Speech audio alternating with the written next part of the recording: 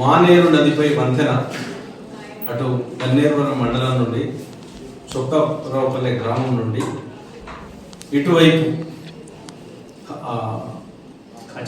కాజీపూర్ గ్రామం వరకు మానేరు నదిపై వంతెన ఈరోజు 77 కోట్లతో శాంక్షన్ చేయడం జరిగింది.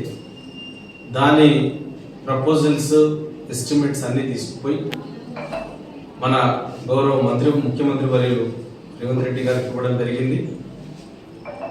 అదేవిధంగా వెంకటరెడ్డి గారికి ఇవ్వడం జరిగింది. కానీ మన ఎంపీ కరీంనగర్ ఎంపీ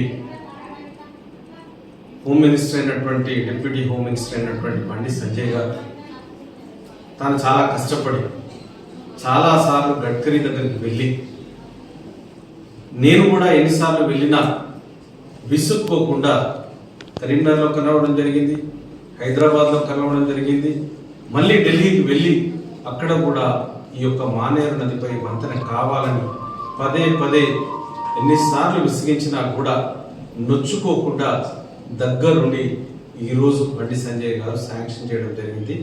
ఆయనకు అదేవిధంగా మా ముఖ్యమంత్రి వర్యులకు కోమటిరెడ్డి వెంకటరెడ్డి గారికి అందరికీ కూడా హృదయపూర్వకంగా మా మానకొండూరు నియోజకవర్గ తరఫున కృతజ్ఞతలు తెలియజేస్తున్నాను.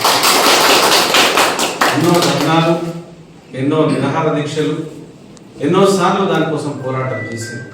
ఆ పోరాట ఫలితమే ఈరోజు మానేరు నదిపై వంతెనను కాజీపూర్ వరకు మన గన్నేరువరం చుక్కరావుపల్లి నుండి మొదలుపెట్టడం జరుగుతుంది. ఈరోజు శాంక్షన్ కాబట్టి అందరికీ కూడా ప్రత్యేకంగా ధన్యవాదాలు తెలియజేస్తూ మరొక్కసారి పత్రికా ముఖంగా బండి సంజయ్ గారికి మనస్ఫూర్తిగా